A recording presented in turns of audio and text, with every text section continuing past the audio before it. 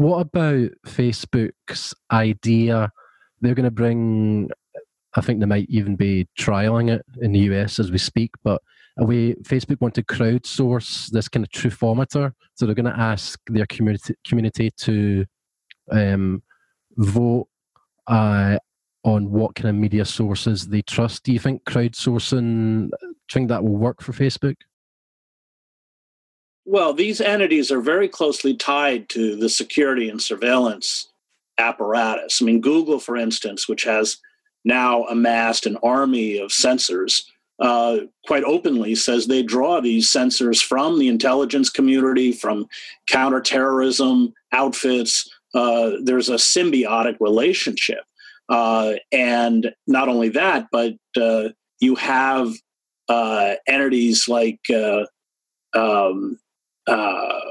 Amazon and others that do all sorts of work for the security and surveillance state, have contracts with, $650 million crowdsourcing contracts with the CIA. So there's a cross-pollination between these powerful servers and media providers and the deep state itself.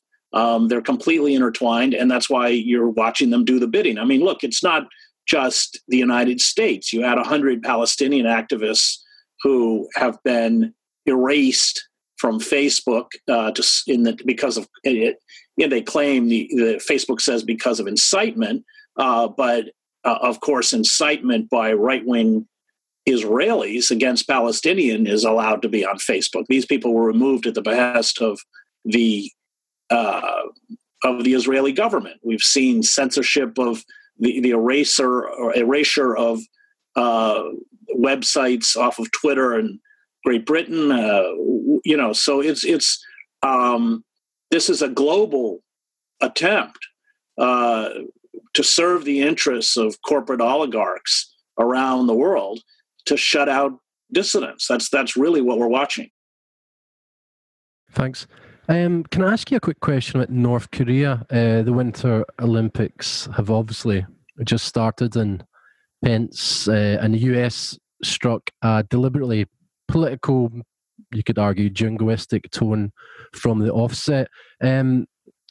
Do you think, have North Korea been trying to engage with the US diplomatically, and what are your feelings on the US government's strategy with North Korea as a whole? I mean, we saw the South and North are trying. I'm not sure if it's just the front, but the North and South would appear to me to be trying to smooth things over. But you see Pence going in with, I think he went in with Otto Warmby's father, which is quite provocative. What are your thoughts on that? Well, I mean, the tragedy is that there was an attempt to build diplomatic ties with North Korea, which is the only possible way to ratchet down the tensions between North Korea and the United States and North Korea and South Korea. And then you had the Bush administration announce their axis of evil, if you remember, which obliterated that. North Korea was a country that was destroyed. The entire country was destroyed during the Korean War. The U.S. Air Force bombed everything, including Korean dams. And this has, psychologically had devastating effects within North Korea. There's all sorts of museums too, and they rebuilt the country from scratch, literally. And then, of course, they were occupied by the Japanese and occupied by the Chinese. So, I mean, there is a deep kind of understandable paranoia, even psychosis, given their history. And now we have a situation with our imbecilic president tweeting insults against the leader of North Korea. There is no policy. The Trump administration has gutted the State Department. Like all despotic regimes, it seeks to communicate with the rest of the world almost exclusively through bombast, threat, and force. That's it. That's the only language it has. It doesn't deal in nuance. It doesn't deal in ambiguity. It's culturally tone deaf. We are.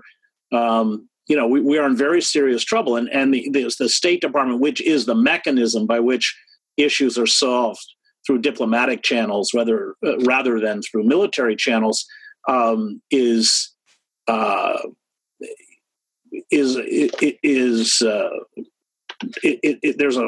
a sense of atrophy within the institution. Positions are not being filled. Rex Tillerson is powerless, and he himself is very hostile because, of course, coming from Exxon, he had to deal with the State Department around the globe. For him, it's all about contracts and oil drilling and money. And there's a great deal of personal hostility from Tillerson and the fossil fuel industry towards the State Department, and they're wreaking their revenge. So, we don't even have the diplomatic apparatus, much less have an administration that, even if we did have a functioning diplomatic apparatus, would want to use it.